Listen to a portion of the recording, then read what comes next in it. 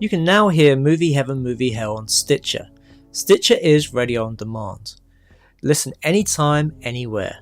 Stitcher is an award-winning free app that lets you listen to all your favourite shows, plus discover from 20,000 news, entertainment and sports shows. You can also create your own custom playlists. Stitcher is available on iOS, Android, Nook, iPad and in over 4 million car dashboards. You can stream your favourite podcasts from Stitcher. Don't have Stitcher? Download it free today at Stitcher.com or in the App Store. And please leave us a review and rating on Stitcher. Thank you.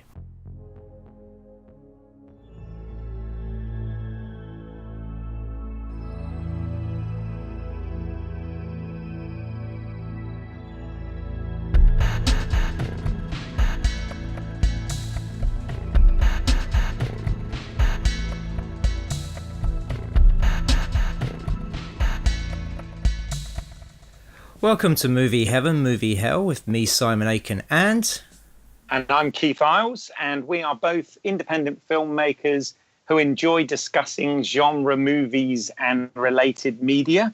And for this bonus episode, we're really pleased to be joined by Dr. Stacey Abbott of Roehampton University. Welcome to the show, Stacey. Thank you for the invitation. No problem. So before we get into anything, just for the benefit of our listeners, Stacey, if you could tell us a little bit about yourself, what you do, what your interests are, and what you're here to talk about today, that would be great. No problem. I'm a university lecturer, so I teach film and television studies. So I have the pleasure of watching films and TV for a living and getting to share my passions with students, which is great. I suppose my research interests are particularly around, like you, around genre film and TV. So I'm interested in most genres, but particularly horror and science fiction are the areas that I write most about and really like talking about. And I teach a number of classes on these subjects. And the topic that I suppose that we're here to talk about today and really is close to my heart in a strange way is vampire films and TV. I've been really a passionate fan of vampire films since I was a kid and wrote my PhD thesis on vampire films. So it's become sort of an area of expertise and an area that I continue to like to kind of watch and write about because it's kind of always changing and developing. And every time I think I'm done with it, something new comes out and I go, oh, there's more to say and there's more to watch. Yeah. So, Stacey, what was it that got you into vampires? Well, it's possibly cliche to say that it was Anne Rice's Interview with the Vampire was probably the one reading that really got me into it in a more conscious way. I had watched lots of horror films when I was a kid and liked most horror films, from the old Dracula films from Universal to I grew up in the 80s, so I grew up in the slasher era. So I always liked horror films, but Anne Rice's Interview with the Vampire suddenly caught my attention, and I really liked the first-person storytelling and telling a story from a vampire's point of view. And that really excited me. That I thought this is such a different way of telling a story and a different perspective on the world, the perspective of an immortal who sees the world change and sees humanity's strengths and weaknesses. And that really excited me, and that kind of led me on the road to more vampire books and obviously film. So what did you think of the film of Interview with the Vampire? I'm a big fan of it. I was, like many people, dubious when they first announced it and was not confident that Tom Cruise would be the right Lestat. Not because I was against Tom Cruise, but just at that time I couldn't imagine him doing it. Seems so inconsistent with his persona. But I think I really like it. I think he's very good. It's obviously a mainstream production. It can't capture the depth of those novels. You can only take the story so far, but I think it is beautifully shot. Neil Jordan has such a wonderful eye for period settings and the kind of the sensuousness of that story. And I thought that Tom Cruise captured the humor of Lestat really well as the darkness of it. So I was a big fan of it. Oh, excellent. Yeah. I mean, it's a film I've went back to recently, and I have to say it has dated a bit. It does have the touch of the '90s about it, but yeah, it's never hold that completely against films, because sometimes they are just products of their time, and it absolutely has that look. And I would say that if you want to see a kind of updated version, Neil Jordan's film Byzantium, yes, which is a more recent vampire film with 2 female vampires, I think is a really interesting kind of reworking of a very similar story, and it feels far more contemporary and less, well, it's not dated yet. Yeah.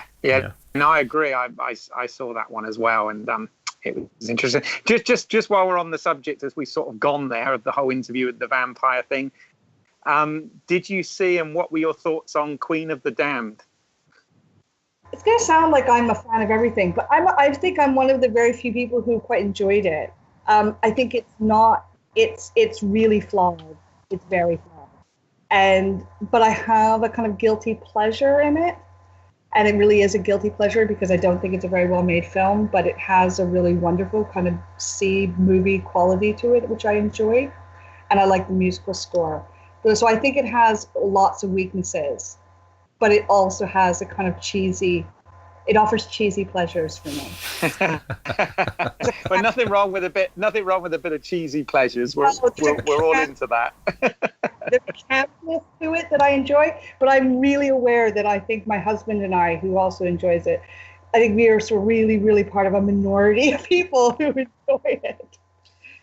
It had a hard act to follow, and it's that sort of thing. I think it's not, if you watch it as a sort of movie in its own right, it's not too bad. But if you try and pretend it's part of the world that Neil Jordan set up, then obviously it does fall on its face. Yeah, I think it's fair to say. It's not remotely in the same league, and I don't think it's even trying to be in the same league. It's just off doing its rather low budget BZ movies and movie quality making to it. But like I said, it has camp pleasures, I think. Yeah, fair enough. Well, I mean, you and I met because recently the BFI did a Stephen King season to sort of commemorate his 70th birthday recently, and there was a screening of the full-length TV version, but on the big screen, of Salem's Lot, which I have to admit is one of my all-time favourites. And you talked quite passionately about that before the film started. So that's clearly in your list as well, yeah? It is, for sure. It's one of my favorite Stephen King books, which I think it's such a brilliant and important book, both for Stephen King, but for horror literature. I just think it's rich story to story.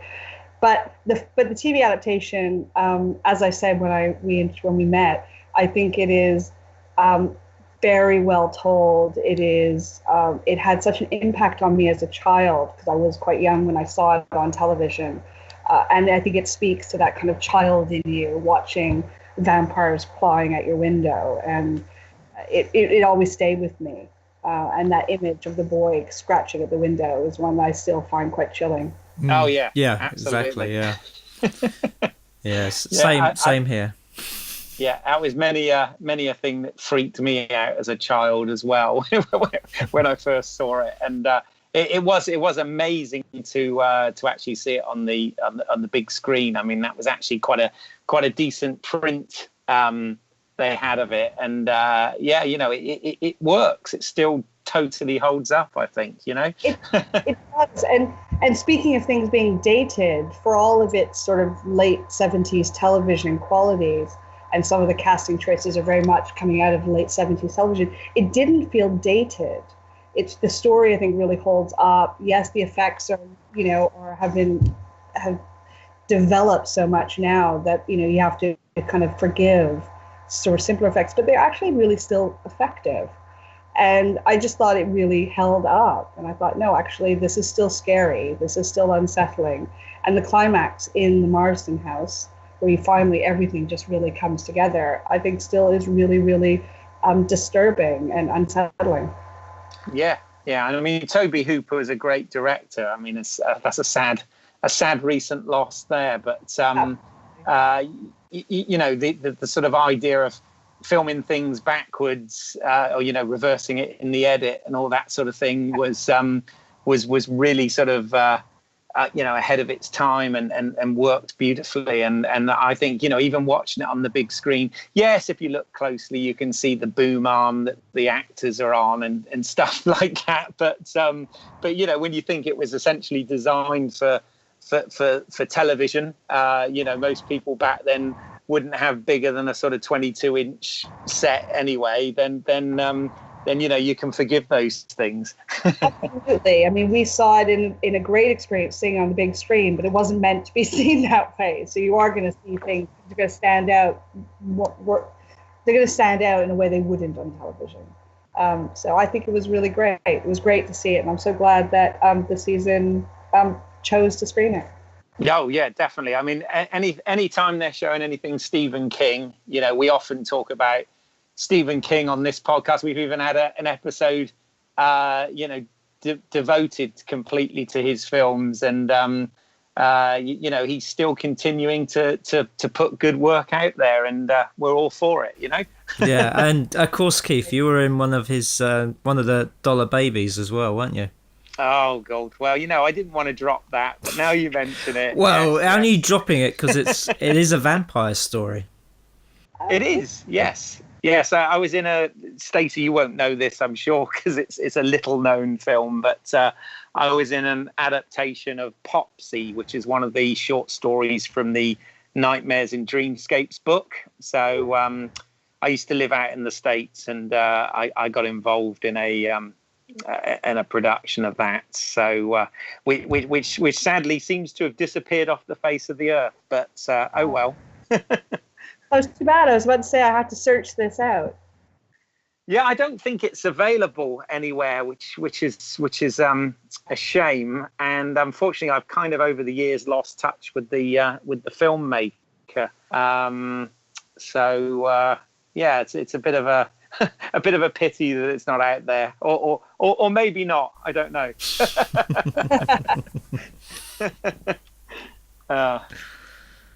Yeah. So yeah, but, anyway, moving on. Let's we've got a whole podcast on that one as well if anyone wants to revisit. Yeah. So obviously this is a massive subject. Obviously not only in literature but in movies as well. We gave you the very hard task of as our podcast name suggests, picking your movie heaven and movie hell out of the vampire movies over the history. How have you found that task? It was both challenging, but actually when I really pushed myself, I think that particularly the movie Heaven was easier. It was easy because I have such a passion for this particular film. The movie Hell was more challenging because there are a lot of bad vampire films. Yeah, that's true. I suppose there are. So it was about thinking through ones that were particularly worth talking about. Some of them you think are really bad, but I don't think we want to talk about them. What is it you think that filmmakers get so wrong about vampires? Because there are a lot of bad vampire films out there. I think there are a lot of things. I mean, partly I think it's often down to overplaying the kind of monstrousness. I think the acting of a vampire film is really important because you can ham it up and suddenly just people go over the top. And what you want is something, often you don't need to do that. You want to play much more subtly, much more kind of internally, as opposed to this kind of exaggerated kind of monstrous effect. So often it's like as soon as someone becomes a vampire, they just become kind of exaggerated and hysterical, and you just think that. And so I think that is often one, or overplaying the conventions. The best vampire films kind of have a creative relationship with that kind of history of iconography and don't feel they have to kind of jam everything in there, but kind of creatively play with the conventions and say, okay, what can we bring in? What art are we going to do? How are we going to play this character? So of course everybody knows that the main, the most famous vampire is Dracula, and I was just wondering, what is your favorite version of that story?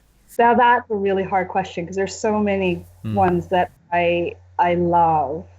And I suppose in my purist, I would say that probably the 1922 Nosferatu. Right. For all that it's not the most faithful adaptation. It really it changes a lot, but I just think it has a real vision. It really takes many of the elements from that story and really offers you something unsettling and scary and reimagines it in a very creative way. And it's still effective. I was watching it quite recently with my students, and I just find it still very, very effective and uncanny. That is one of my favorites. But I have a love. I was also watching Christopher Lee. So I think the first Hammer Dracula really holds up, and I love that Hammer reinvention of Dracula. So there are quite a few I like. They each offer their own. There's a great quote from Nina Auerbach, who has written about Dracula, who says, every generation has the Dracula they deserve, and there's something about that. I think we just keep reinventing Draculas, and they all, if it's done well, then they'll speak to who we are at that moment. I have to say, having read the book, I don't think anybody's really gotten close to actually getting the spirit of it, because it's kind of surprising, especially the third act, to sort of see the relationship between the Harkers, Van Helsing, and sorry, I've forgotten his name, but the American friend, when they go chasing after Dracula. And I don't think any of the stories have really captured that relationship, because you realize how close they are in the book, and how that they're trying to do all this for Mina to try and save her. And it never even sort of Francis Ford Coppola's Dracula didn't get that close to it, really. If anything, that was the bit that they just sort of skipped over. They went from it just became an Indiana Jones red line from England to Transylvania. No, I agree. I think no one's ever fully captured the book. Because I think it's a really dense, complicated book with as you said, it has different acts that are each doing very different things, and people have fallen into, for good or bad, the trap of focusing on Jonathan's journey to Transylvania and the Lucy moment when they all gather around trying to save her from being turned, and the staking of Lucy, and those become the kind of iconic set pieces. Coppola is one of the only ones who's even really has included all the male characters to actually try to create that kind of group of people working together, and even make a nod towards the return to Transylvania. But I agree, it becomes more of a Western. It's like the last sequences, like you said, you have the Indiana Jones map, but you also have the stagecoach chase. Yeah. And they don't really capture that sense of the team working together in the way that the novel does. I mean, and of course the other thing as well is because it is a race to get to the castle, because they're trying to outwit Dracula and his party, because I think they're going by canal, and the other team are going by coach, so they're thinking of ways of trying to get ahead of the boat. And there's some really clever things in the book around communication, because Mina at this point is turning into a vampire, so she is telepathically connected. So there's some really interesting things about the way in which she is tracking him, and she is able, through her, they're able to track where he is on their journey as they try to get ahead of him, and I think that works really well. And no one's ever really captured that. What's interesting is obviously there's lots of discussion at the moment of Mark Gatiss and Stephen Moffat adapting it to television. Right. At some point in a few years' time, it'll be really interesting to see if television becomes a space where they explore some of those possibilities, some of those untapped elements of the book, because you have more time on television. Yes. Well, it depends on how they want to do it. If they want to do it as a series or as a mini-series, because I think even as a mini-series, I don't think it would be enough time for that story to be fully explored. Absolutely, but we'll see, because other TV attempts at telling the story serially, recently the Jonathan Rhys-Meyers Dracula failed miserably at trying to do that because they didn't have the confidence to really tap into the book. They just felt that to make Downton Abbey with vampires. Yeah. Yes, it was a bit, wasn't it? It was. And in fairness, I think it was produced by the same company who makes Downton Abbey. I think that was quite self-conscious on their part. And I don't think it worked, because I don't think people who watched Downton Abbey wanted to watch this version of Dracula, and people who wanted to see Dracula weren't happy with it being very Downton Abbey. So it was a miscalculation on their part. Right. Yeah, no, it was a bit. And also, I mean, whilst we're on the subject of Dracula, if you like, I mean, I was always a big fan of the Francis Ford Coppola version, and also obviously the sort of classic Bela Lugosi one as well. But what were your thoughts on the more recent Dracula Untold movie, if you saw it? I did see it. I think as an adaptation, it was not a successful adaptation. I think it also struck me as it's called Dracula Untold, and watching it, I felt like it should have been called Dracula Has Been Told Many, Many Times, because I didn't feel like this idea of giving an origin story to Dracula and inventing an origin story, they fell on so many familiar tropes of the Vlad the Impaler heritage, and this idea of linking it back to that particular story, which Coppola does. I felt like these were very familiar. So what was supposedly new was, of course, this big, heroic sacrifice he makes, and the action spectacle of it, which was fine. It was lots of great CGI and entertaining to a degree in that. But I just thought it didn't offer anything new, despite the title promising something. Yeah. Yeah, it was more Dracula Begins. They were trying to sort of turn him into this superhero, and as opposed to an anti-hero. And interestingly, I think that was one of their first attempts to try and make this sort of franchise stroke shared universe thing, which they abandoned and did the even more terrible Mummy film instead.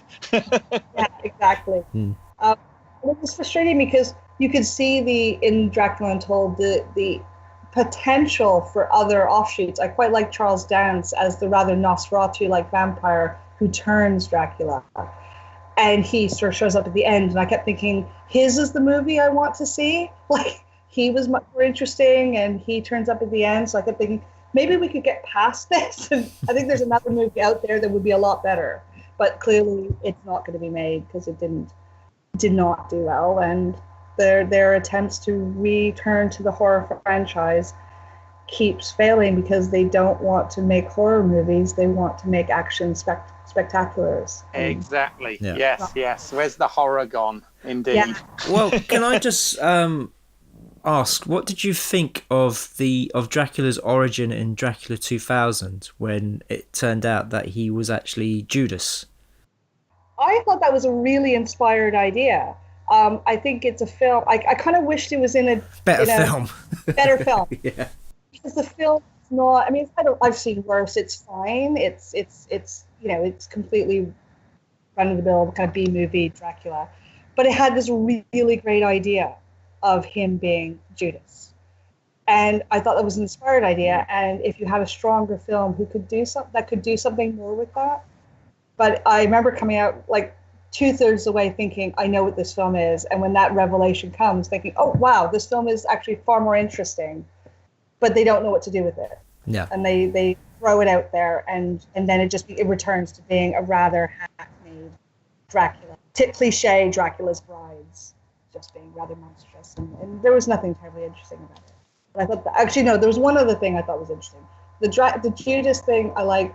The other thing I liked about that was the Van Helsing staying alive by injecting himself with vampire blood in order to stay alive, in order to fight the vampire. And I quite like that idea of the vampire hunter having to become monstrous himself in order to defeat vampire. And again, the film isn't strong enough to do anything with it. Yes. The nugget of a nice idea. Indeed, yeah. No, I mean it's again, it's a huge subject. Just that one aspect of vampire movies. So, moving on to your pick then. I'll be honest. I'm rather pleased that you picked this, which we'll come on to. But do you want to tell us what you've picked and why? Yes. Okay. So for my Vampire Heaven, I picked Catherine Bigelow's 1987 film Near Dark. Yay! I picked for many reasons. On a very personal note, it really is one of my favorite films. I watch it. I teach it every year with my students, so I watch it every year. And I'm always pleased by the reactions it gets, because unlike the other vampire film that came out the same year, The Lost Boys, which most people are very familiar with, I'm always surprised by Near Dark is far more cult and has less of that kind of more mainstream appeal. Therefore, it feels like a little treasure to reveal to students. And they always really, really like it. And so it is one of my favorites. I picked it because I think it, we'll talk in more detail, but I think it is innovative and exciting in how it was trying to reimagine the vampire in ways that were incredibly creative, and it's visually stunning. So there were a number of factors. Also, it's 30 years old this year, so it feels like a nice. Oh God, yeah, that's scary. I know. So I think it's a really powerful film and really creative. And Catherine Bigelow, it was her second outing as a director, but it was her first solo directing experience. That's correct. She had previously co-directed. But so it's an incredibly confident, aesthetically stunning film that she sets. For those who haven't seen it, it's effectively a vampire western. It is set in the Midwest of the United States, and it reimagines the vampires as sort of Western outlaws or road movie outlaws, depending on your perspective. And I think it's the genre hybridity of it, the way in which it brings together those Western motifs with the vampire, are incredibly powerful. Yeah, no, absolutely.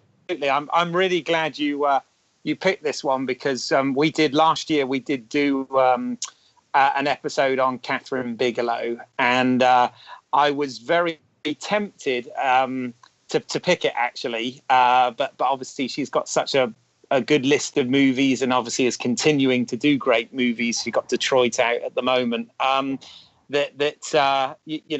It was hard. So it's really great when you said that this was going to be your pick. I thought, fantastic, because we can get into this. Yeah. I saw it, I guess, sometime in the early 90s when it got like a sort of midnight showing at a local cinema to me, and I watched it, and was very sort of taken by it and impressed by it, to the point that when I went to film school a few years later, it was actually, there was a list of films that we had to do we were asked to do a presentation on, and Near Dark was in that list. But it was a list that had things, other great films like Chinatown and Godfather and things like that. I can't remember what was on the entire list. And I thought to myself, I bet I'm the only person that's going to pick this. And I was. And I did my presentation on it.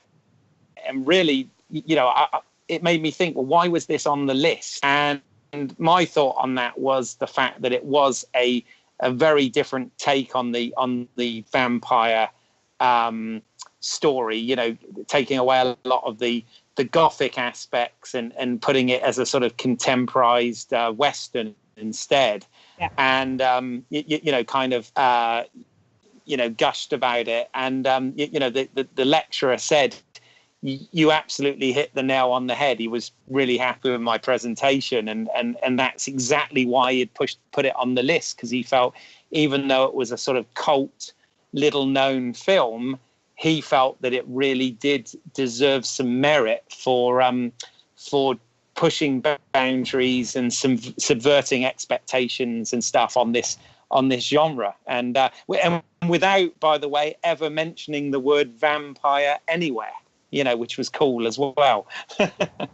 Yeah, absolutely. I think for me that was one of the things that first struck me, was just that this was so fresh and felt like you knew exactly what you were watching. They never say vampire, but you know exactly what these creatures are, but you are seeing it through very modern eyes and thinking through what if you were a vampire today, this is what they would do. They would haunt the roads, the back highways of America, and just stalk these old, motels and bars, and there's something really, really, really frightening about this kind of dark underside of the road and the kind of small town Midwest US.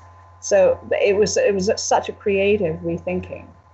I suppose one of the other things I also really liked about it is the fact, one of the draws of the vampire is that they are both frightening but very attractive.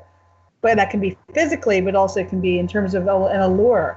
And one of the things I like about Near Dark is the fact that it captures that sense of these outlaws are terrifying because they do really horrible things in this film, but there's something really attractive about how they interact with each other. They're very funny, and it really creates for me, I find it very morally ambiguous about how I feel. Mm-hmm. So part of the story is about turning this young boy Caleb, who's this sort of 18-year-old boy, and he gets sort of turned, and it's about whether or not he can become a vampire. And those moments when you're just willing him, just do it,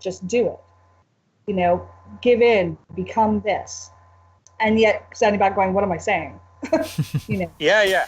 No, I had similar feelings in the fact that you can't help but kind of like this dysfunctional family as they are really sort of on a road movie with a dysfunctional family in a sort of modern day Western, and you kind of really like these characters, even though the things they're doing are completely awful. The bar scene, which is one of my favorite scenes of the film, when you actually, entertaining as that is, when you actually think about it, what they do is absolutely horrible. But it works. It's brutal. Anecdotally, because the way I came across the film is I didn't see it on its release. I had heard about it, but I worked when I was a student at university. I worked for the audiovisual department, and my boss was a big fan of it. So to tell me to watch this film, she showed me the barroom scene, and that was the first thing I ever saw from Near Dark. And said, no, you have to see this film, watch the scene, and you'll want to go back. And I just loved that scene because it was brutal. It was beautifully shot, like the lighting is incredible. And these characters are funny and disturbing, and they're a unit. They work together in a way that most of the other characters and the human characters seem far more dysfunctional because they don't seem to work together, or they seem more fractured, whereas they just work together as a unit. And I really love that tension it creates, where I just feel like I want these characters to survive and I want them to win because they are, and yet what they do is horrible, without a doubt. Well, as you say, it's the allure of both the open road and the fact that you can, turn away from your life. You don't have to worry about a 9-to-5 job. You don't have to worry about bills. The only thing you have to worry about is feeding, stalking people for blood, but daylight. And daylight, of course, and daylight. And daylight. Yeah. Daylight is major theme in the film. They spend a lot of time running from daylight. But again, it's one of the things I like about it is that sense that they are just living in the moment. They're always in the moment. So they don't have a plan. They never know where they're going to go. So they are always on the run. But there's an exhilaration to that. Will they get to their next hideout? Will they get to the next motel where they can sleep through the day? And there is something about that kind of exhilaration of just them always living in the moment, and not, these are not Draculas with their coffins full of earth, carefully located everywhere where he may need them. Dracula plans ahead. These vampires don't. But that's, again, part of what makes them exciting. Yeah, they're experiencers, not conceptualizers, which is kind of interesting, because like you said, absolutely, Dracula was a, conceptualizer, and he obviously, like you said, planned for the future and planned these things, whereas you're absolutely right, these guys are making it up as they go along, and the only thing they've got prepared is sort of tin foil and spray paint in case they need to block out the sunlight. And they're constantly walking around with this sort of layers of ash where they've been caught in the sun and slightly burned. So they're constantly dirty and kind of ash covered, but just kind of then moving on. And they just heal up and then recover and move on, and never seem phased. Which is really ties into this idea of them. Well, I also the fact that these vampires are a lot younger vampires compared to Dracula. I mean, if we're to believe that Dracula's been around for hundreds of years, and yet the eldest, the leader of this pact, the one who's played by Lance Henriksen, he was turned back in the American Civil War, so it's only been like a couple of hundred years that he's been alive. Absolutely. I mean, it's very much a New World vampire story. So it is there are a lot of films that have done this, but I think it's one of the best Americanizations of the vampire story, of saying we're going to do this story and we're going to make it a New World story. And yes, they're young vampires. They may talk about for being around forever, but May, who's the female lead of the film, has been a vampire for 5 years. She is barely a baby as a vampire. In vampire terms, but it really captures, again, I think part of that energy is because it's a very careful rethinking of a vampire to Americanize it in an interesting way, not in a kind of we're just gonna dump it in the US and kind of make it American, but we're gonna think through the Western landscape, this kind of desert, because it's a stupid place for vampires to live, in the sun-drenched desert spaces. Like, this is not logical. There's a reason why Transylvania is conceptually this idea of the dark forest of Transylvania. These places make sense for vampires. The desert doesn't. But if you end up there, it works really well dramatically and visually. Those spaces tell, the story sheds its Gothic tropes by losing castles and graveyards and all of those things.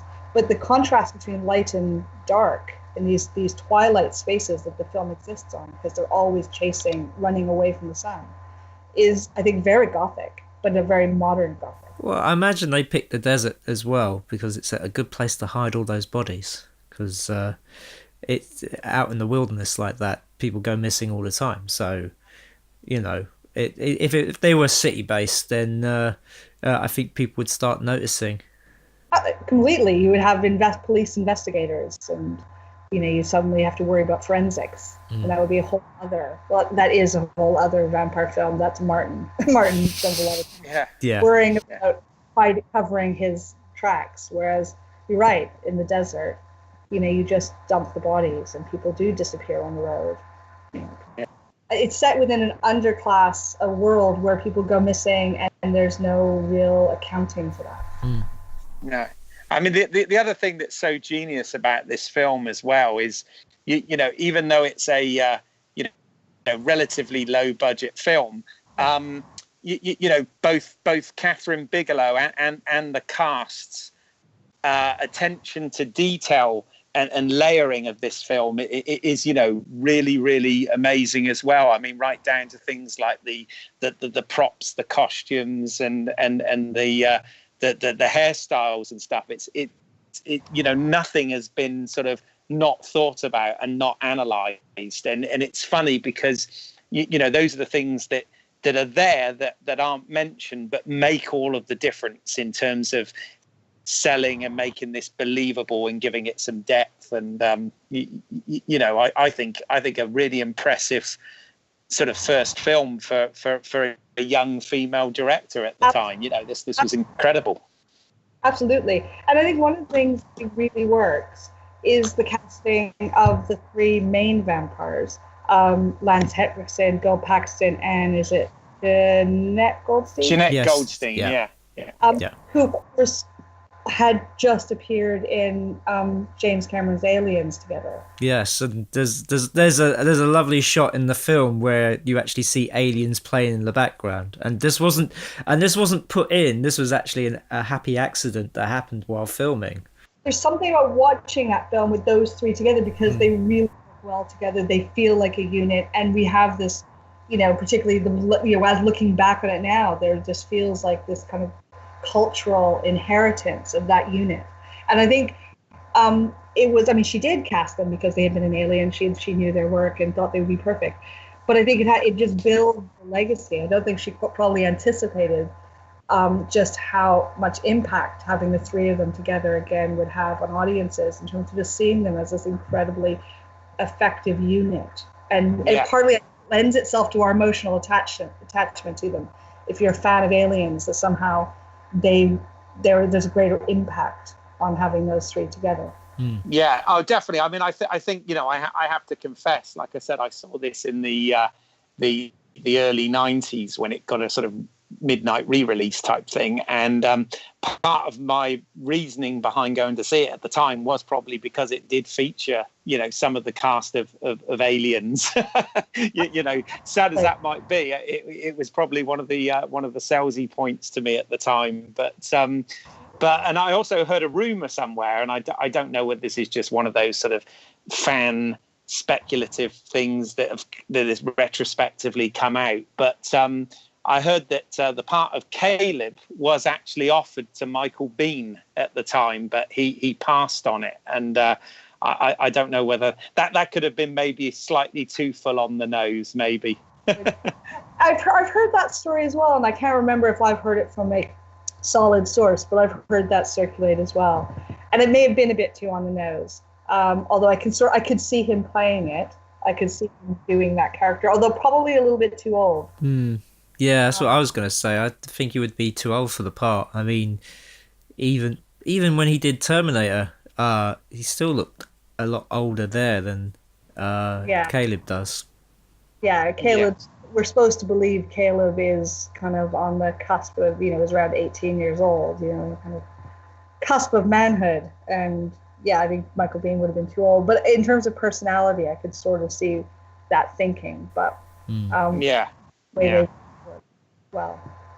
Yeah, and I feel, I mean, while we're talking about the cast and particularly the Aliens related cast, I feel that here, deserves a mention. I mean, sadly, last year again, way too early, but we way too before his time. We lost Bill Paxton, and in this film, I mean, he clearly has a wonderful time playing this character, and that scene in the bar, I mean, he is on fire, isn't he?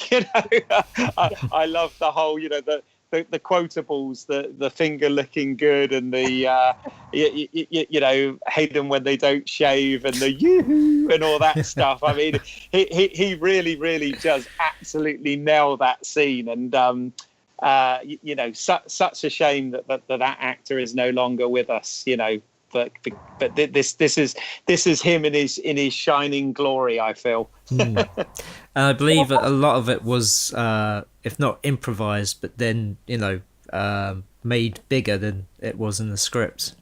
It was. I read the script earlier this year, and you can see elements of it there. You can see, but absolutely he embellishes and. The finger licking good. I think that is definitely. I think that is an improvisation. It's like the kind of core narrative moment, and the fact that it's a standout moment for that character for Severin is there. But how it stands out is all down to him. I mean, he is outstanding. And again, in a way that just gets that line between brutality, because it's a brutal scene with him. Like, he is the one who does some, he has the razor blade spur, he slits someone's throat with it. It's brutal, but he is so funny that he locks into the sense of sympathy for them. You just love these guys, despite what you're watching them do. Yeah. Well, I hadn't realised until I rewatched it for this, actually, is I always felt sorry for the for the one guy in the bar, the guy that was just in there to shoot some pool, sort of minding his own business. And I hadn't realised that was actually James LaGrosse. It was obviously an early role for him, and I'd never really sort of made that connection until I watched it the other night. I was like, oh wow! So I've forgotten that too. So nice little kind of moments and little. I mean, I think it's a good, important film for a lot of people's early careers. I mean, this thing, I've done like another podcast about Near Dark, and a lot of people we always talk about like the vampires and Caleb and that storyline, but we never really touch upon the father storyline, the one where, that he goes out searching for his son. There's you get the sense of home is still there, still beckoning him, still trying to find him.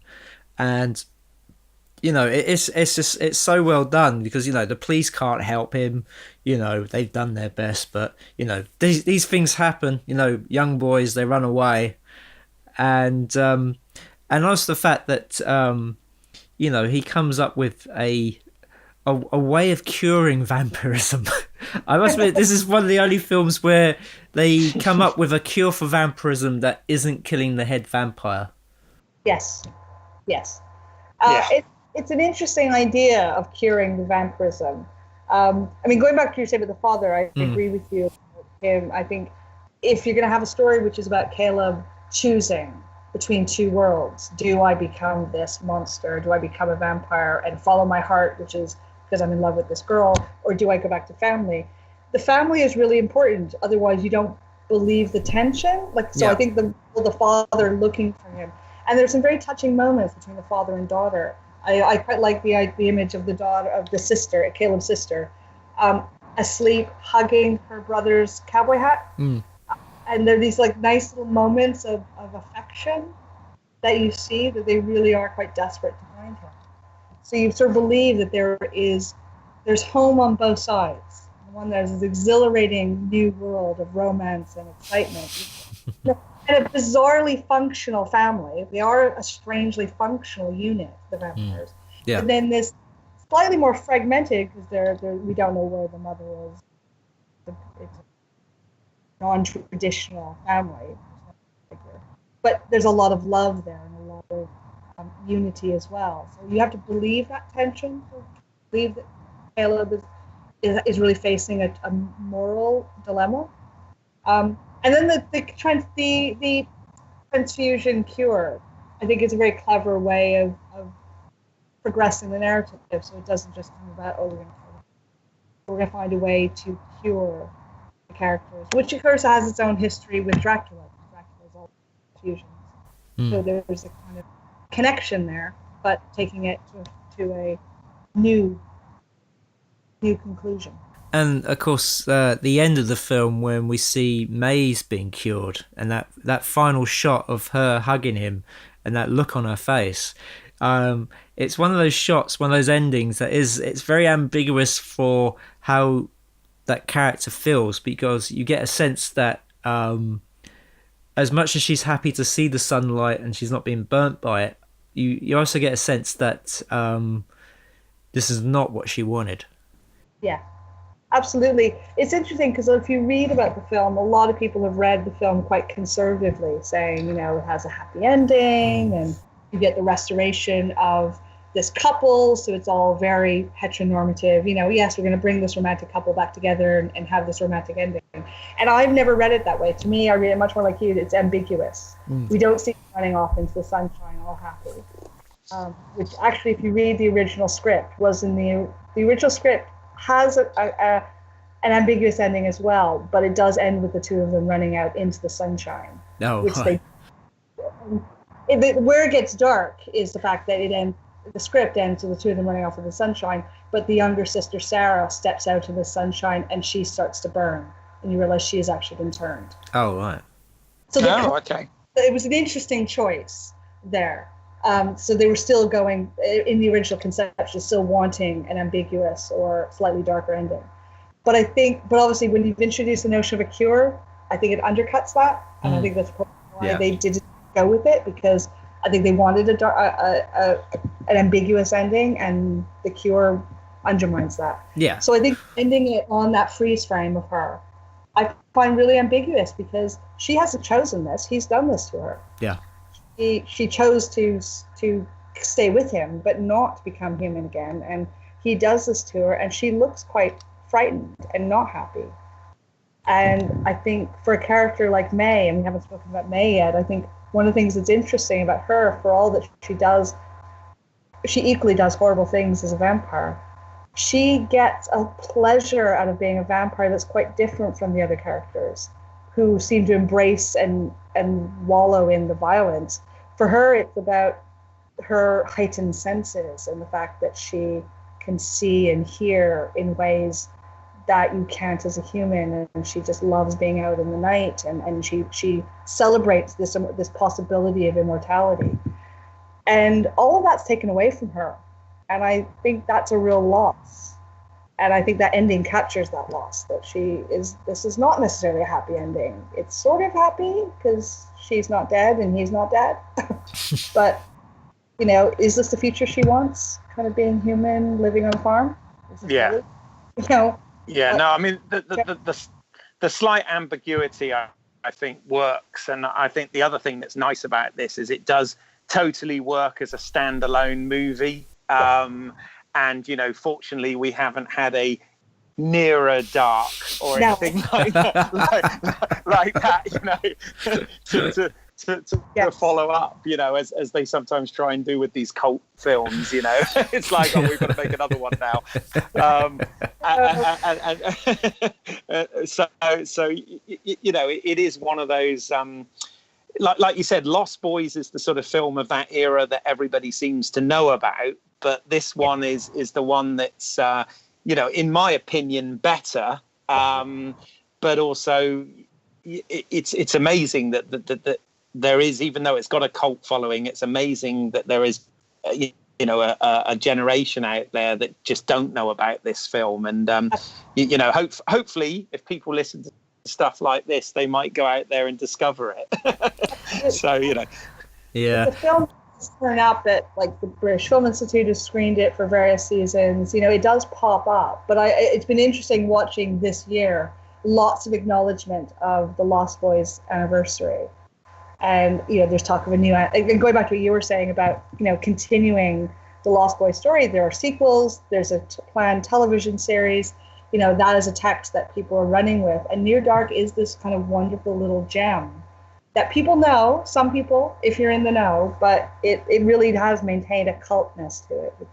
I think it serves it well, because it means no one has gone back to say, let's revisit this, or Catherine Bigelow is now so famous, let's try to get her to do a sequel, which fortunately she's not that kind of filmmaker.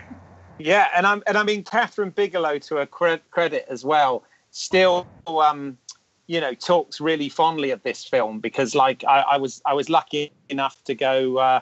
They had a Q&A with Detroit recently, and of course everybody wants to talk about her last 3 or 4 films, which have been very serious films about real social issues and wars and things of that nature, whereas and historical moments and things, whereas this is an all-out genre film, and without anybody else mentioning it, she brings it up in conversation, and still says that without that she wouldn't be anywhere. So I love the fact that she's not embarrassed of it because it's a genre movie, and she's making these important films now.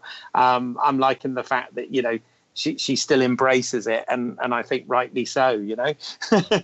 No, completely. And because it's interesting, because her early part of her career was built on genre. So she did, her first film was a motorcycle movie, and then a vampire movie, and then a procedural film, and then a science fiction. You know, she embraced genre, and it is good that she's not kind of turning her back on that, because in a way she's working within a different genre now. Just it is this kind of social realist, contemporary, political dramas. But she still has which are fantastic as well. You know, I love those equally. Yeah. Absolutely. She still has that kind of high octane pacing that I think is consistent across all of her work. You know, that she works, she constructs these very pressurized, action-oriented, but action not in the kind of cliche way, but in a sense where it's all about pacing and energy and tension, that I think is consistent across all of her films, and it's why they're so effective.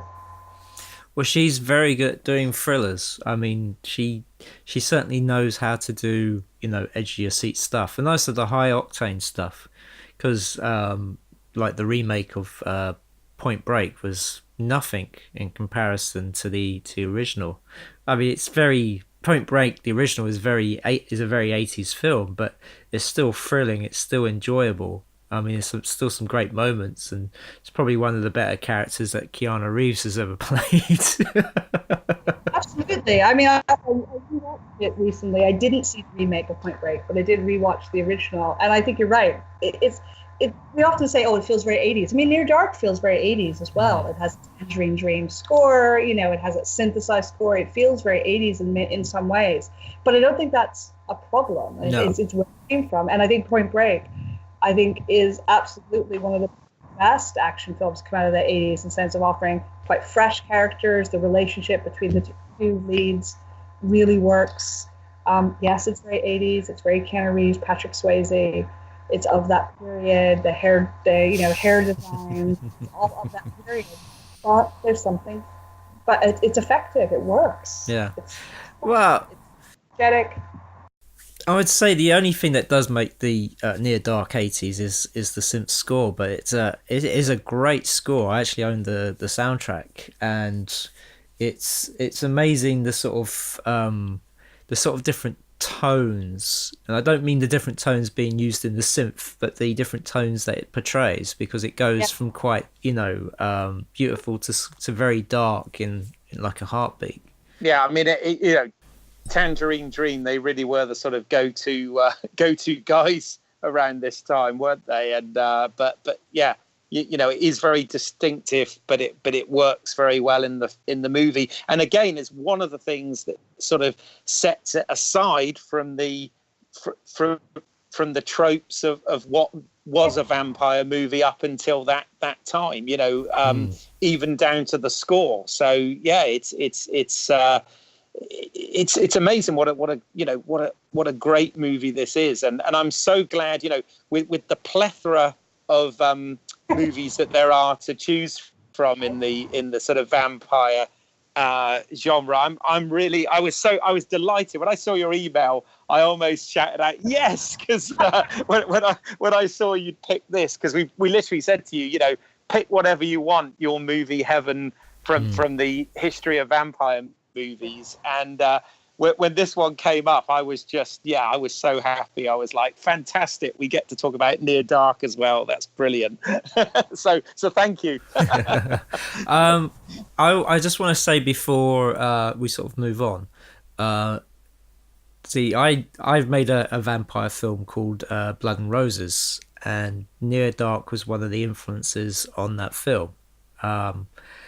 And when it came to cutting the first trailer, I actually used one of the tracks from the Near Dark soundtrack. I mean, I couldn't use it because copyright reasons, but it was amazing how this one piece of music fitted the trailer perfectly. I didn't cut the footage to the trailer. It was more or less a scene from the film, and it just cut together so beautifully. And it's such a shame that you know, I couldn't afford the rights to it, because I think it would have made the trailer, you know, well, the trailer was good, but I mean, it could have been a hell of a lot better with that score. And it was kind of a score that I was trying to get for my film, and we weren't as successful.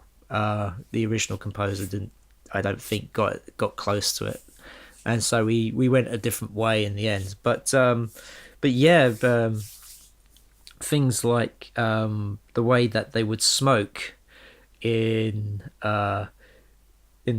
sunlight was again something we tried to emulate and failed. We just didn't have the budget for it all the time. It's a really tough. It's funny. It's one of those things that you can take for granted, but it's actually a tough effect to pull off well. And I think they do a really good job. And I can imagine it being really hard to recreate because in a way it becomes so natural you don't even notice it. It was done with tubes filled with cigar smoke. If memory serves, I think there was a thing on one of the. I got the DVD of the Anchor Bay sort of all singing or dancing DVD, and they had a little bit of a sort of behind the scenes thing, or it's more of a retrospective of the time, which I think they said they achieved it they made some rig that pumped cigar smoke through tubes that were hidden in the costume or just below the costume or something, and the cast said they just reeked of stogies by the end of the shoot, you know. But it's very effective. It's definitely part of that film's iconography, and again, very different to what we'd seen previously, I think. Of course they do it all with CGI now, obviously. I mean, also it's a film that it needs a really good Blu-ray release. I mean, the one we've got over here is, I have to say, awful. I mean, the film itself looks great on Blu-ray, but the cover, oh man, they try and do Twilight. Oh no. No.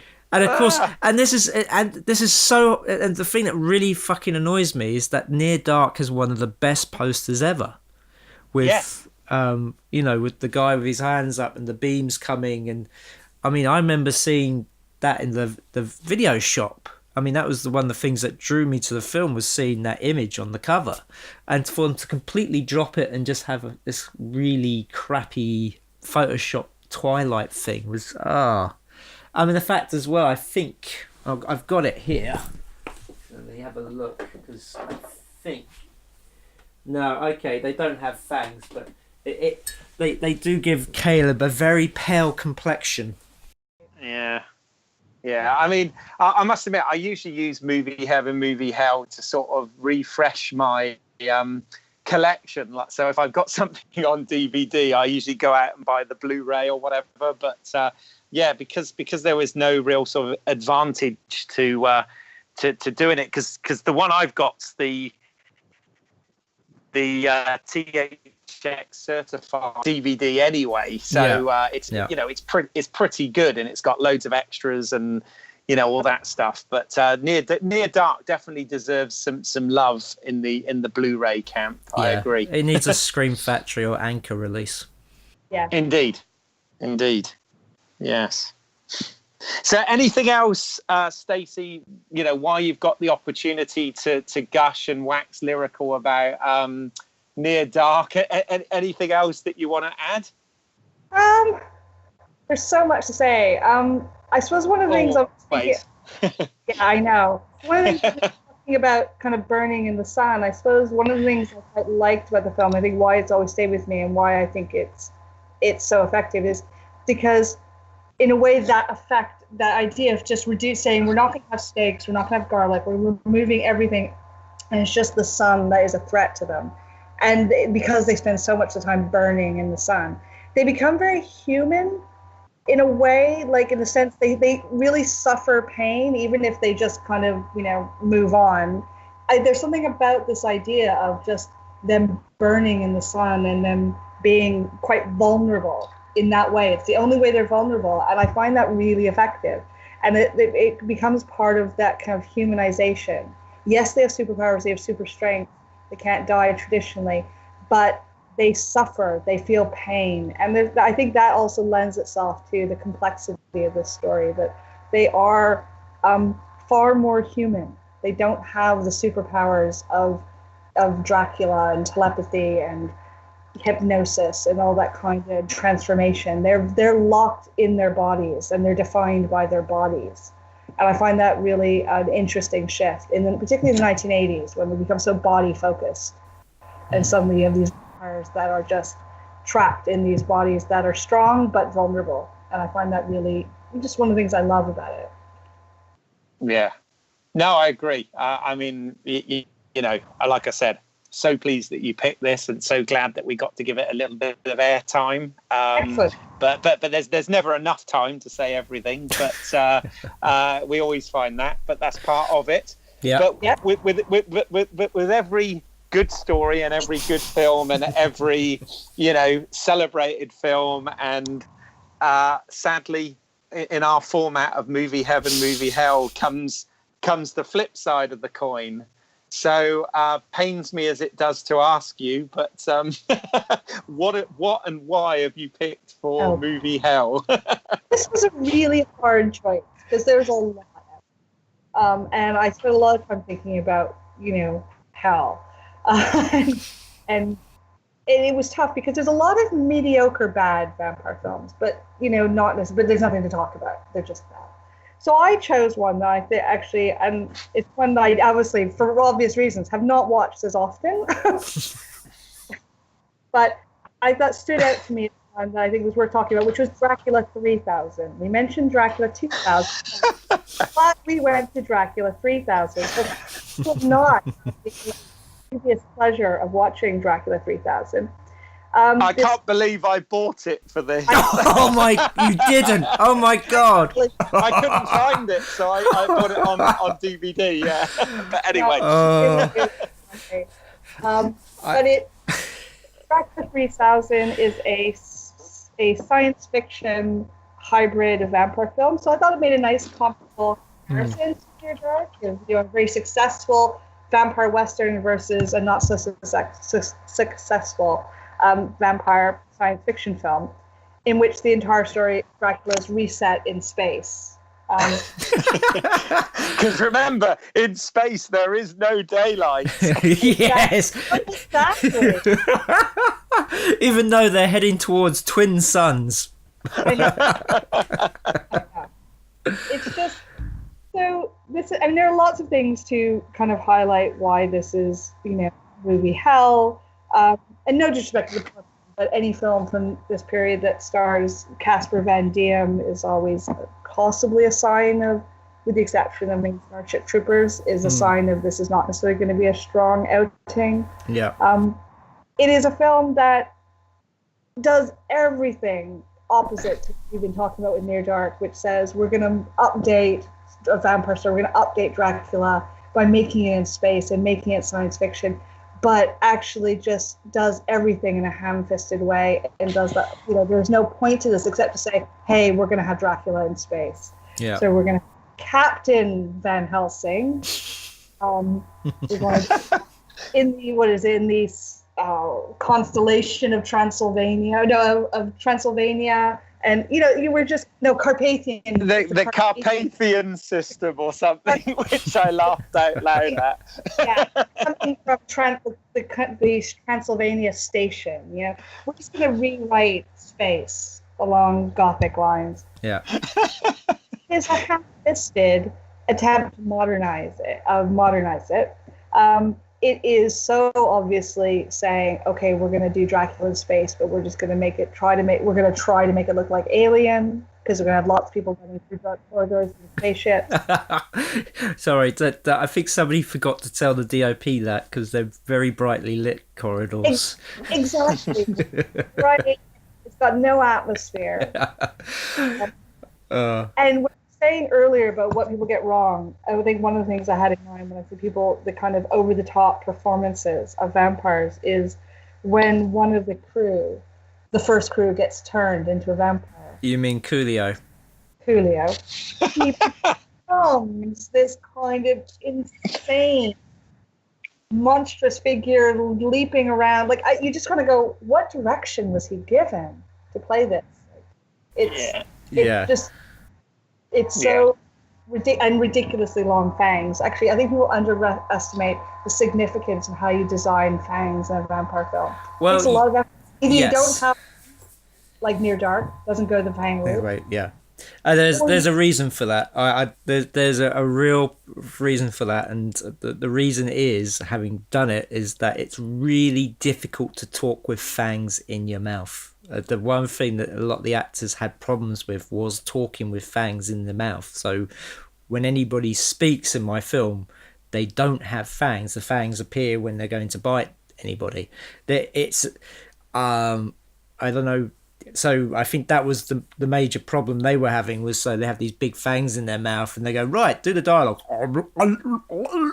You know, a lot of it comes out. Yeah, I mean, with this film, I kind of feel like what sort of happened was, obviously a couple of years prior, they sort of did this with the Friday the 13th franchise, yes, by putting Jason X, having Jason in space, and you know, somebody thought, oh, wouldn't it be a good idea to put Dracula in space? But I mean, one of the things that struck me also is in nearly 1,000 years how little we've evolved, because the characters in this are quite sort of, you know, stuck in two-dimensional stereotype tropes from the 80s or something. I mean, it's like, you know, what, this was made in 2004 or whenever, but yeah, I didn't buy, not just from the production design, but I also didn't buy from the thematics and the script and everything, that this was supposed to be set in the year 3000. I don't know about any of you guys. No. You know, in fact, they feel more like a cast from, and you mentioned Friday the 13th in space. They do feel like, you know, extras from a slasher movie that have just been dumped in space so they can be disposed of. Yeah. It's kind of creative, not even creative ways. They don't even have the creativity of putting them off in interesting ways. They just all get killed by a vampire or snake. Yeah. I mean, that's exactly what I mean. You know, what one can sometimes forgive. You know, we all know how difficult it is to make a film, particularly if you haven't got budget, etc. So you can forgive those sort of things, but just down to the actual writing and development of this, it just seems that it was something that was it felt like it was knocked out really quickly, rather than, like we said with Near Dark, you know, you could actually see where Catherine Bigelow and the actors had sort of thought about this and workshopped it and spent time sort of shaping and developing it. This just kind of felt like it was first draft material to me. And I don't know whether I'm just being ultra cruel or what, but you know, it really did, you know, down to the actual, forgetting the performances and the production design and photography, etc., but just down to the actual script itself, it felt really thin. And you know, I actually think conceptually the idea could have been quite good, but you know, right down to, you've even already mentioned the names, and to start with, I was thinking, oh well, they you know, they use the names as a slight sort of nod to the source material, but it turns out that these are actually supposed to be like ancestors or whatever of those characters, which again made no sense at all for them all to be in that one space, you know, in inverted commas. Well, I mean, the other thing about this film was it. Again, talking about posters, is it has a very sort of intriguing poster, this sort of kind of cyberpunk vampire skull with white, and you think, oh wow, this vampire is going to look, you know, really scary. It's going to, you know, it's going to be more of a creature than a person. And then when you finally see him, he's a guy in a very bad Dracula outfit. It's a guy in a tuxedo trying to ape Christopher Lee, basically, isn't it? You know, it's like, come on. No, absolutely. They never got. I think the problem is it is, in a way, it doesn't have the respect for its source material or the genre. It doesn't have the respect for the genre because it never gets beyond, we're going to put Dracula in space. That's the only reason they made it. Yeah. We're going to do that. And so they didn't conceive or even think through, okay, what does that mean? What could that mean? I think you're right about the poster. All kinds of interesting things. A space set, Vampire Tale could be. But they don't get beyond it, and they don't have that respect for it. So they just trot out what they think a vampire film means. So we have we have a room full of coffins. Despite the fact people are like, okay, this is year 3000. I don't know. Wouldn't they maybe have slightly different ways of moving bodies? Wouldn't the coffins maybe look different? Why would they just look like coffins from today? Yeah. It just feels there's no thought. No. Yeah. It's very cheaply done. And I just want to sort of mention Tobe Hooper again. I mean, he made a very good vampires in space film with Life Force.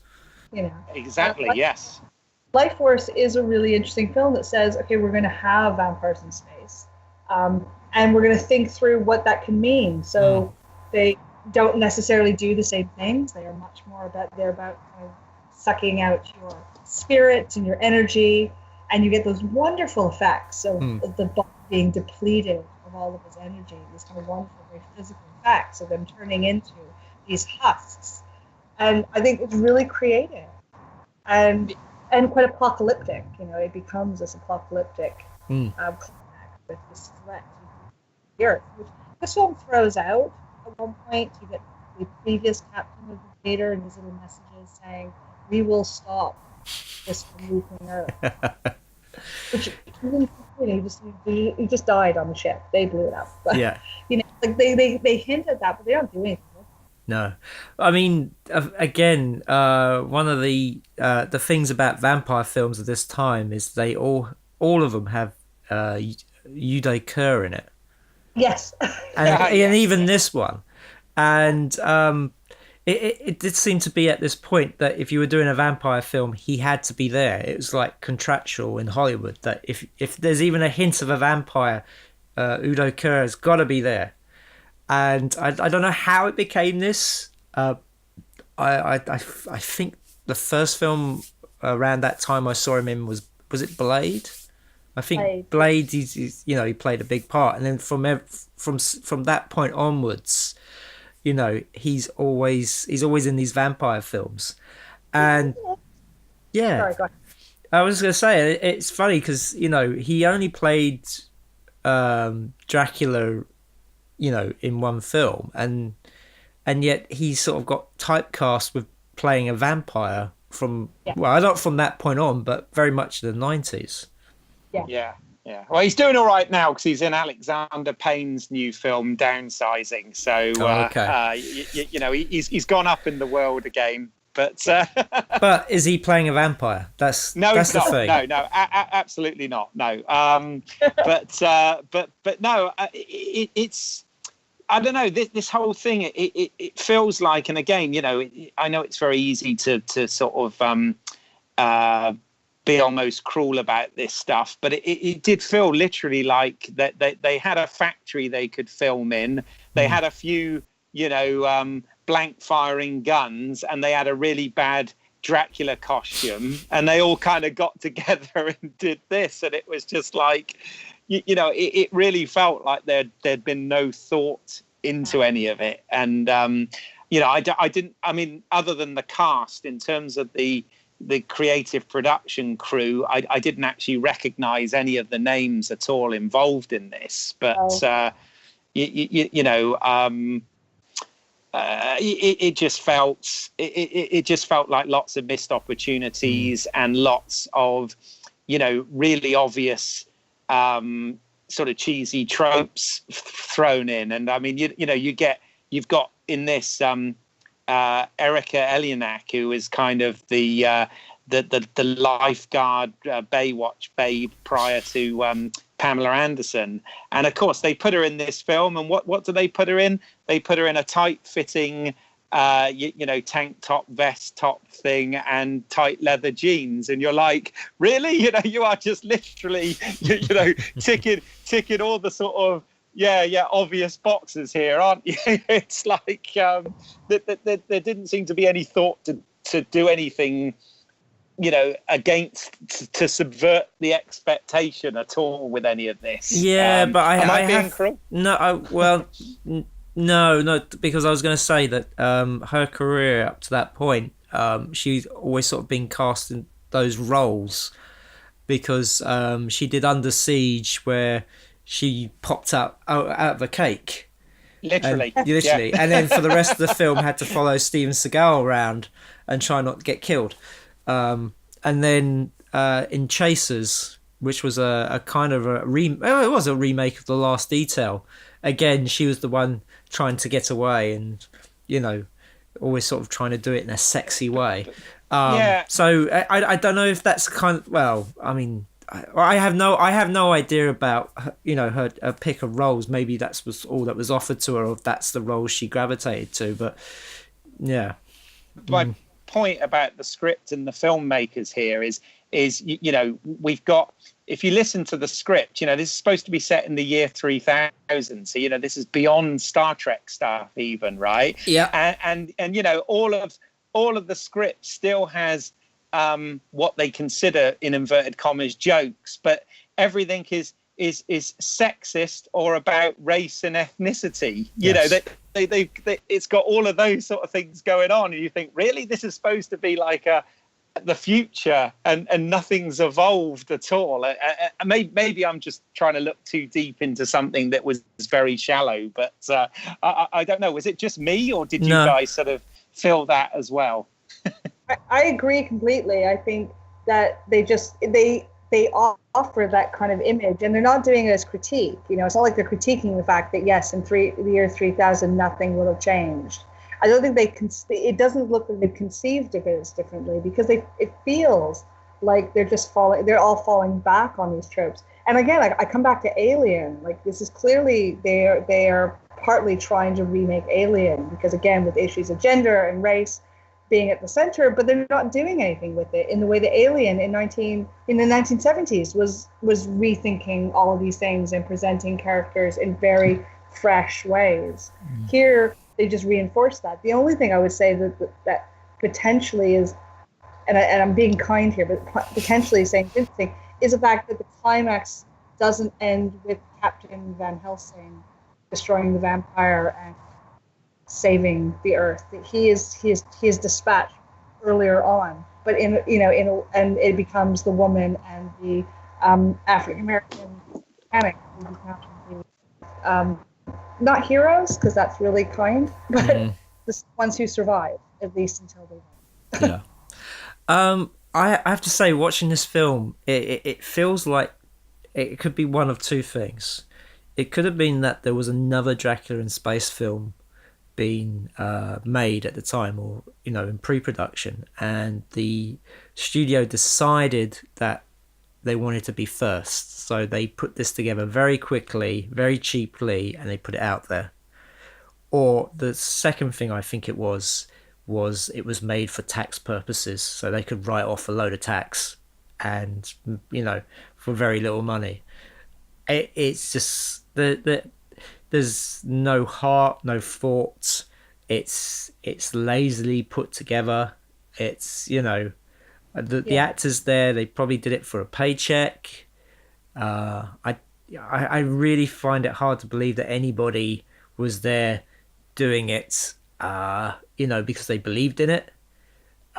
Possibly. I mean, I know that I know of actors who've they've gone for jobs on films and they've been promised something, and then promised that it'd be a good role. They get to play a goth or something like that, and when they turn up, it's just like a bin liner or something like that.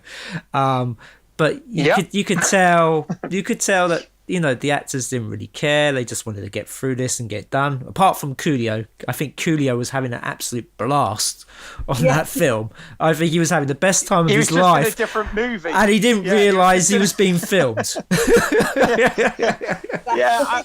I mean, I watch. I've watched a lot of. We often go to Fright Fest and all sorts of things, and watch a lot of bad films or low budget films or whatever, but often I'll find the good in something because I'll think, well, at least they tried this and okay, that didn't work, but there was some effort there. Yeah. But with this one, other than the concept, because I think the concept of Dracula, telling the Dracula story in space is absolutely fine, and being contained on a ship, in the middle of the galaxy and all that works. But everything else in terms of the script, the design, everything about this just to me didn't feel like it had anything thought through whatsoever, and nobody seemed invested in it. That's my problem with this, and I can certainly see why you chose it as movie hell, because for me to be completely unforgiving about a film, Mike Tack, one of our regulars, often takes the mickey out of me that I find something good in everything, but with this one, this really is the exception. I sat there thinking, I wonder if this is going to be too bad. I kind of like this concept in a cheesy way, but it was awful. It's quite possibly one of the worst films I've seen since we've been doing movie heaven, movie hell, and we've seen some bad ones. Yeah, and it's not bad. It's so bad that it's good either. It's just awful. Yes, just awful, and it does feel like the scriptwriters just gave up by the end. I mean, that last scene. Yeah, I know. Oh dear. So Eleanor Aronex's character seems in her previous programming, because she's a robot. She sexy robot chick. Yeah, yes, that's a trope. She was like a sex bot, and she goes, "I'm off the clock." And what's the guy says? He says, "Woo-hee! I must be in the front row." Oh yeah. Well, there's a stinger after the end credits. Actually, I don't know whether anybody ever done that. I was getting on with something else, and it just played out. And there's a thing where he walks through. I mean, it's terribly sexist and horrible. He walks through with her over his shoulder, and looks at the camera and says something. He slaps her behind and says something like, "Slap that ass" or something, and walks off. And I'm like, oh my god. Well, that was the weird thing about the ending. So he picks her up, walks out, and then you just see the ship explode. So obviously that was a scene that was supposed to go in between the two, and then they put it at the. It's like probably, I think the editor didn't even bother either. He just said, sorry, we've got this shot. Let's stick it at the end. They'll make it 90 minutes. It was almost like it was an outtake, actually. It was it was really weird and jarring, and I was just kind of like, already by that point, I couldn't believe what I just watched. And then when that popped up, I was like, seriously? Yeah. Okay. I must admit though, Dracula is a very cruel Dracula in this. When he offers the guy in the wheelchair, the Stephen Hawking's of the group, eternal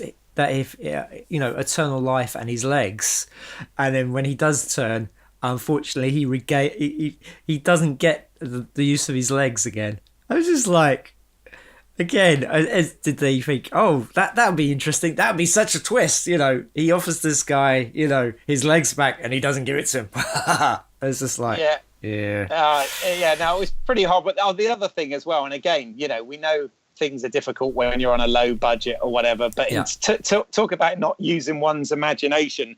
Part of the controls on the bridge or the control room or wherever they were, not only did they have obviously CRT televisions, which you can forgive that to one extreme, but they actually had a VHS player right in front of the main console. And I was like, seriously? Well, obviously all the readouts have been recorded onto VHS. Yes. It's like, well, that looks high tech. What's that? I was like, really? It was quite literally like they turned up to a factory that they were allowed to film in, and they took whatever pieces of hardware they could get, and they just sort of piled it all on top of each other and said, right, there's our ship controls. It's like, really, this is terrible. And I think for me, one of the reasons I chose it is that I think it's just one of those films that says there's so much potential. And I've watched a lot of mediocre, not great vampire films, but where they have good ideas or there's an interesting idea, and you're right, you'll forgive a lot. But I think this is sometimes I feel where you see the industrial, all those points you raised about the industry of just these very matter-of-fact reasons to do this, says genre can become an easy route to cheaply making a film quickly just to get it out there, and not recognizing that actually, and with no respect for genre at all, and saying actually there's significance to this, or there should be some ideas. And I think it just really captures that sense of actually we're just gonna put in lots of people dying and lots of cheesy fangs and cheesy transformations and sexist jokes, and then we'll be good, and that's good. And it's a very annoying film from that perspective. I just think you're not respecting the genre. I will forgive a lot if I feel that you have some respect for the genre that you're working with and have something to, some ideas. That's why we mentioned Dracula 2000 earlier. It's not a great film, but I think it has ideas. And I agree. I mean, when you first sent it across, to start with, I thought you meant Dracula 2000 because I wasn't even aware there was a Dracula 3000, right? Yeah. And I thought to myself, oh yeah, I mean that's flawed and that's got its problems, but it's not a bad film. I kind of liked certain aspects of it. But like you said, with this is a totally missed opportunity. From a really, really good high concept idea that was just like there was no love or attention made to any of it. And so I almost wish you had chose Dracula 2000, because at least that would have been a semi decent film. Sorry. But no, you did what we said, and it's movie heaven, movie hell for a reason, and this is almost like the epitome of our show concept to go from near dark to this. Yeah. Yeah, I know. Yeah, I give it Dracula 2000, but in good conscience, I quite enjoyed it. I think it's flawed, but it's fine. Yeah. This is the worst. There are other, this is definitely the worst. Definitely. I mean, I actually wish someone would go out there and make a Dracula in space, reimagining and do it, but just do it well. That would be, and like you said, respect the genre, respect the material, and make a good film.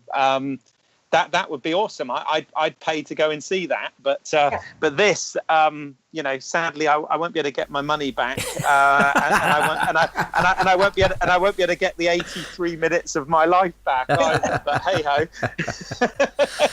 ho. I see your future, Keith. I see you going to a charity shop.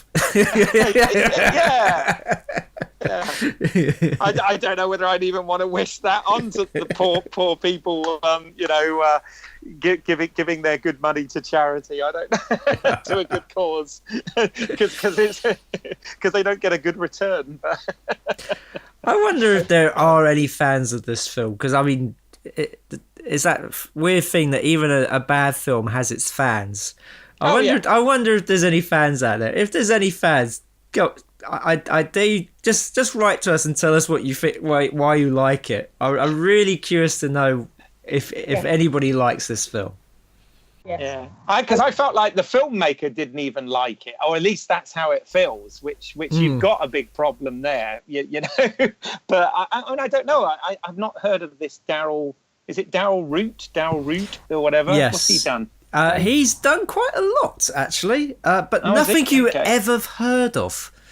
He does a lot of these sort of low budget films and TV movies and stuff.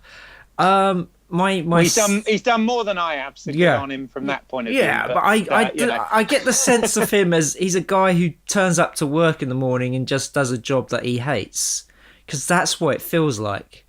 It feels like that one cashier at a supermarket who's not even bothered, doesn't even look you in the eye when they're scanning your food and ask you for your money. Yeah.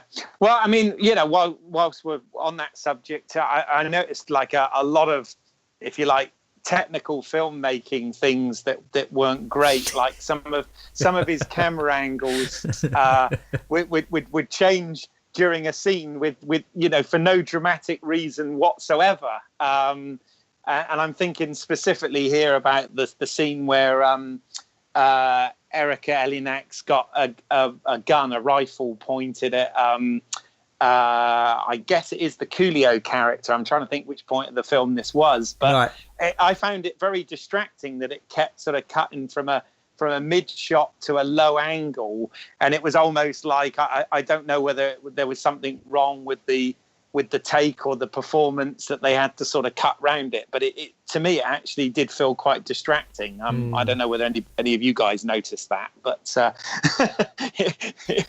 if you're even that engaged at that point.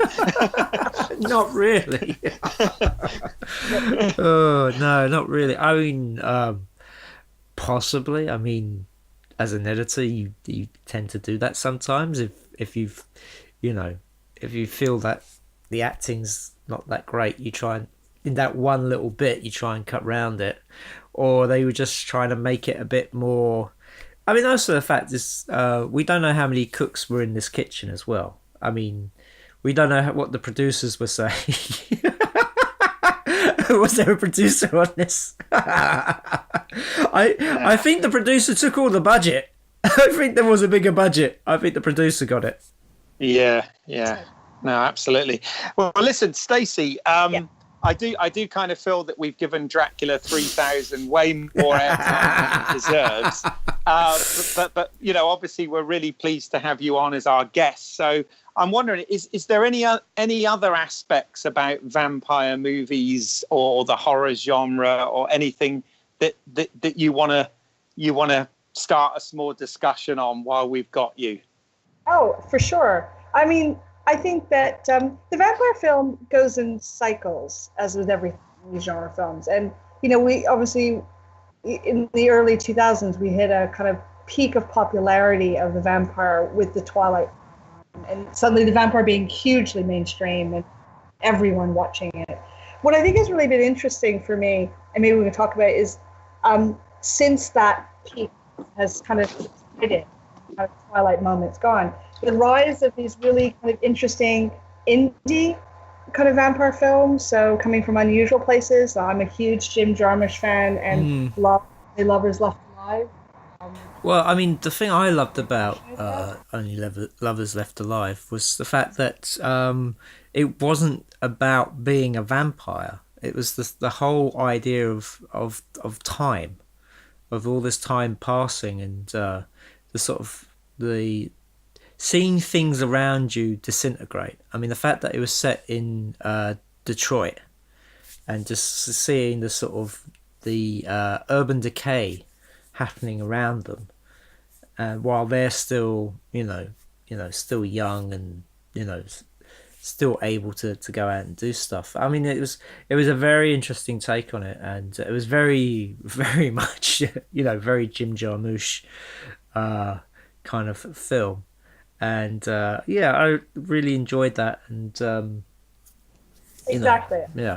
For me, that was one of the things where you think, this is a really fresh use. It's someone standing back and saying, if I'm going to have characters of vampires, what can I do with that? And saying, I'm not going to make, because in many ways it isn't a vampire film. Because that's not what it's about. It's simply your characters happen to be vampires.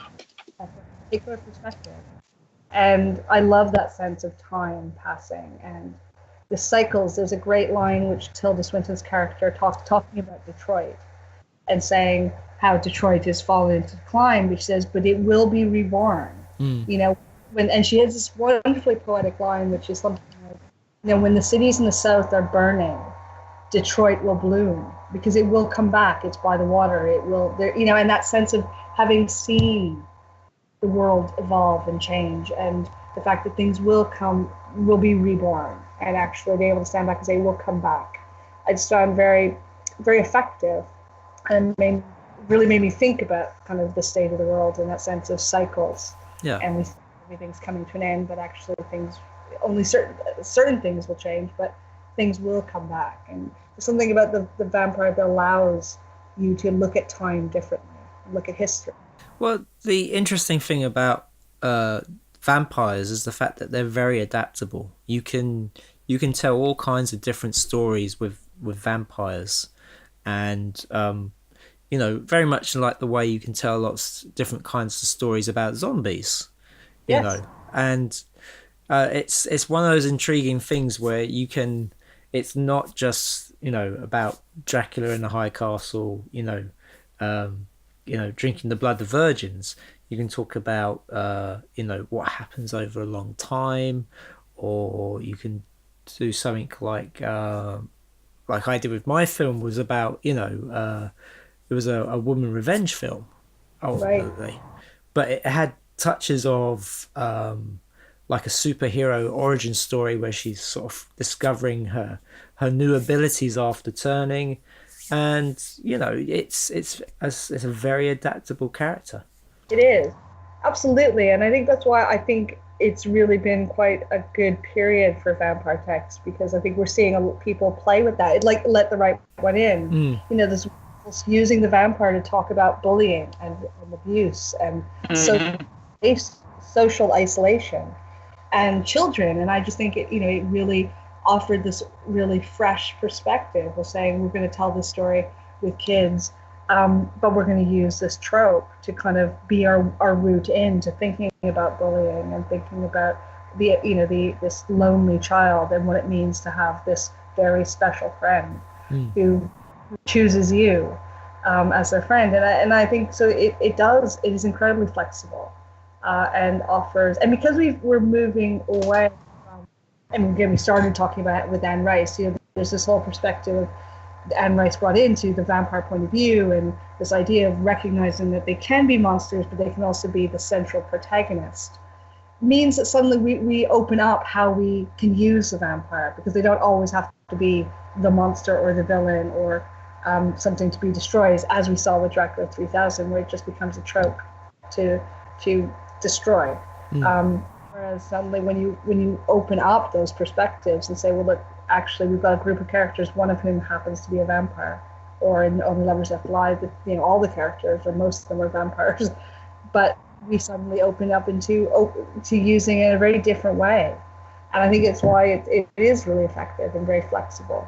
And you're right about the zombie as well. We're seeing that more now with zombie texts, more again escaping the boundaries of just living versus the undead, to now being used probably more overtly as metaphor than the vampire. I mean, the vampire is also used as metaphor, but this movie is much more upfront about that and saying, this is going to be about consumerism, or it's going to be about politics, or I just rewatched Land of the Dead, and it's so obviously class struggle and post 9/11, and that's that text is that genre I think lends itself really well when people want to be very clear about how they're using allegory. The vampire it can be more subtle. I mean, I think a lot of filmmakers tend to go down it being a metaphor for sex or addiction. I mean, especially the film The Addiction. I mean, very much about it being comparable to being a drug. Absolutely. And a really underrated film, The Addiction. It doesn't get kind of talked about enough, but I think you're right. And I think that trope has become more common now, the idea of thinking of it overtly as addiction. But I think when The Addiction came out, that was really fresh, and because it tackled it head on.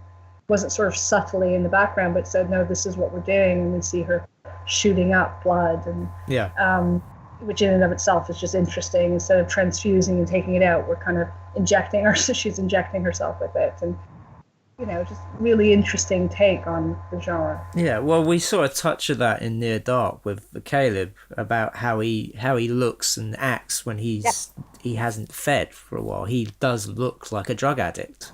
Absolutely. And the desire for it, and those moments when he finally does drink blood, when he drinks from May, he has that. There's some really kind of uncomfortable scenes with him where he is just so caught up in wanting the blood that he doesn't care that he could hurt her. And he's sort of absorbed in that glee, like it's just in that euphoria of drinking the blood that you see the drug addiction. You see that kind of being very, I think, again, very self-consciously evoked, which makes him quite ambiguous as a character at times, even though he's our hero. I always find those scenes with her where I think I'm really uncomfortable with him here, because he's using her in a really horrible way, because he won't kill yet, so he'll, live vicariously through her, which I think is really interesting.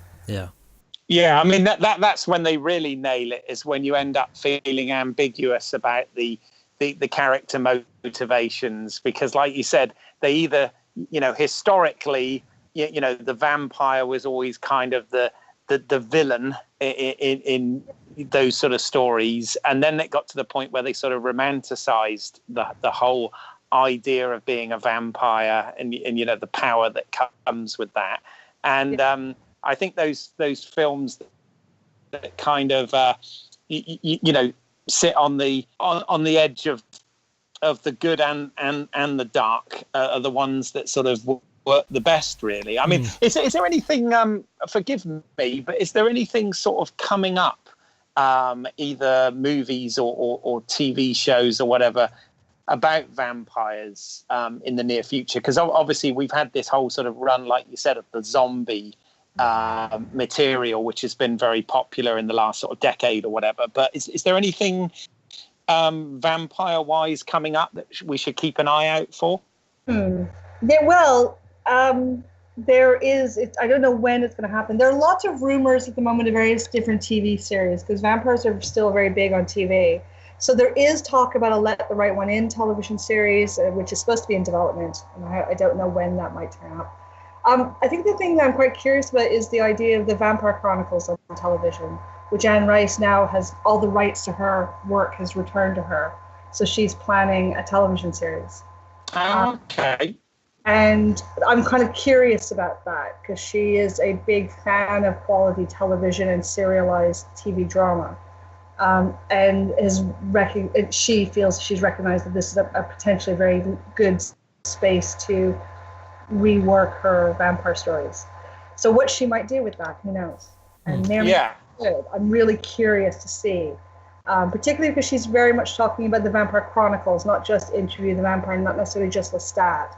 So whether or not she's going to try to tell these stories of building in this kind of world of vampires she's created in her books. It could be interesting. It could not. I think it's one of those things. Let's see. I'm interested. Yeah. Were you whilst we're on the subject of sort of television based, I mean, were you a fan of the the Charlene Harris stuff, the True Blood?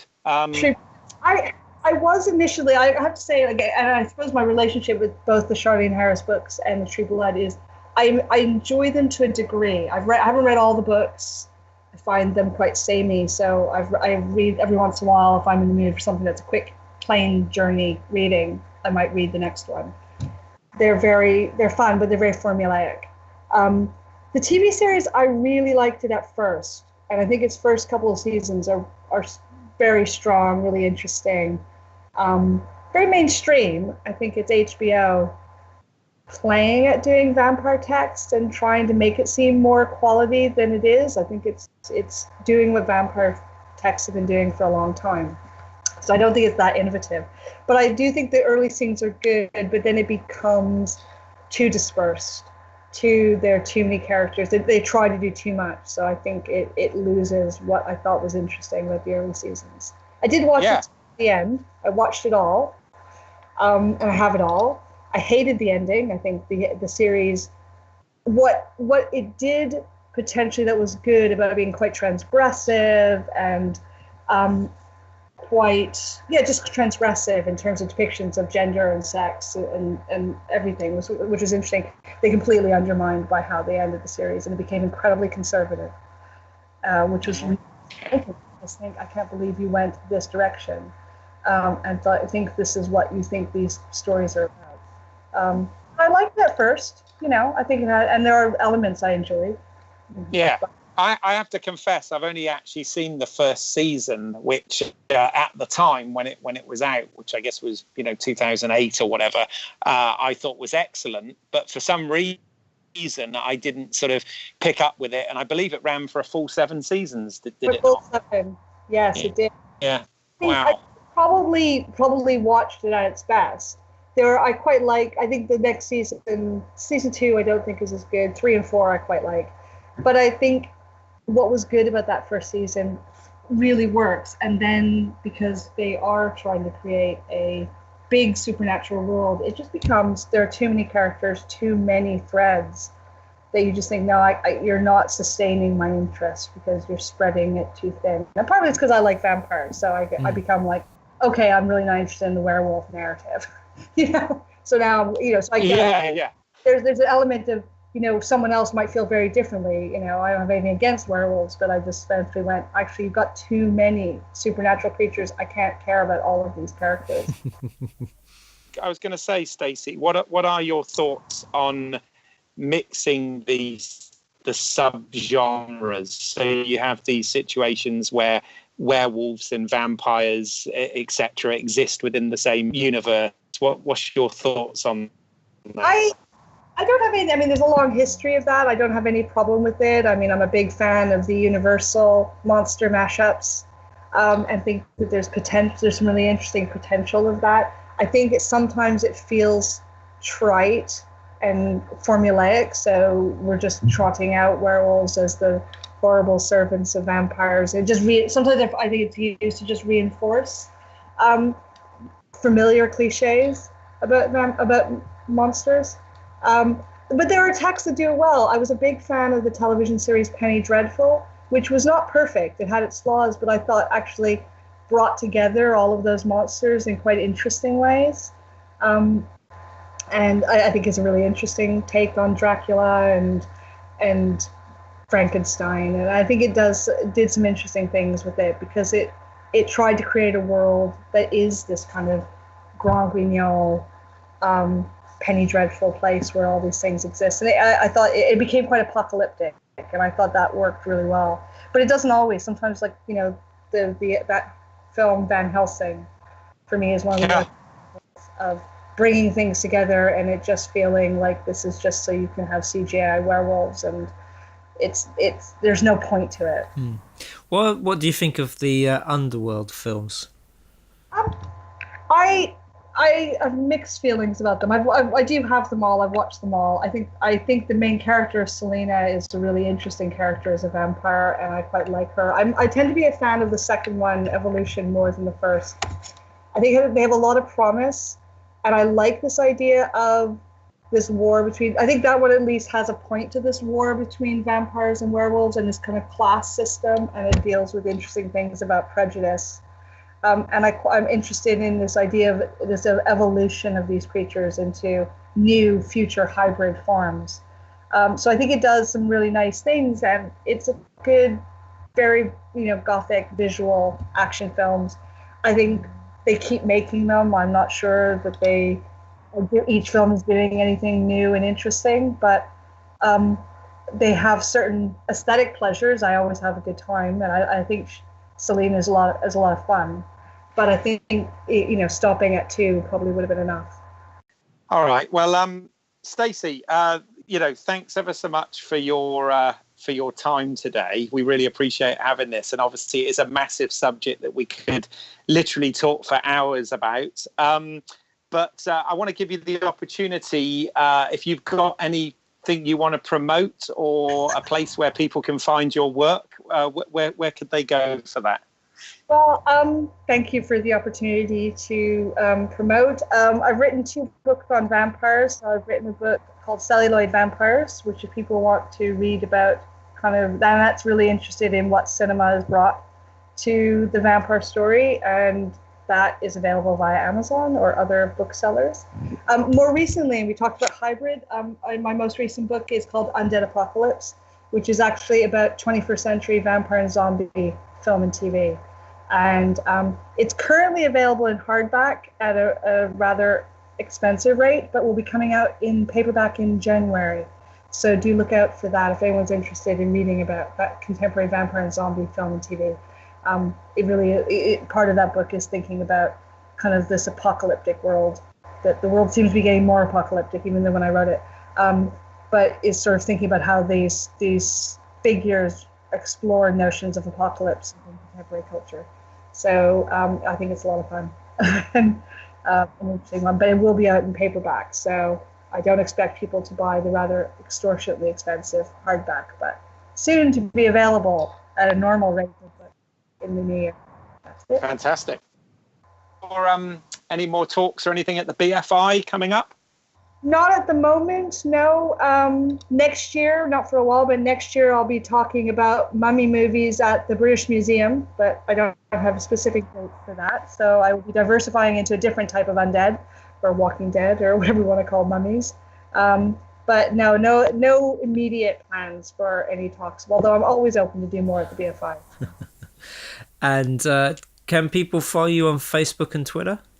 I am on Facebook, and what is my Twitter? I am at Stacey Abbott RU on Twitter, so they can follow me on Twitter.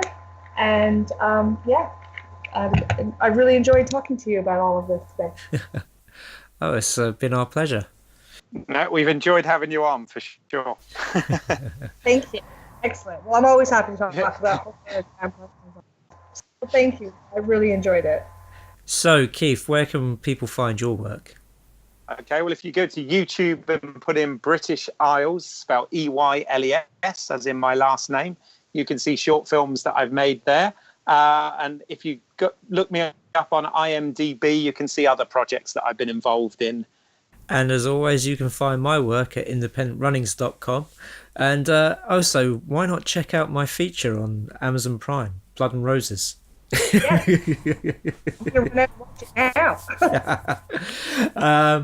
You can find this podcast on iTunes, Stitcher, YouTube, and all good podcast providers.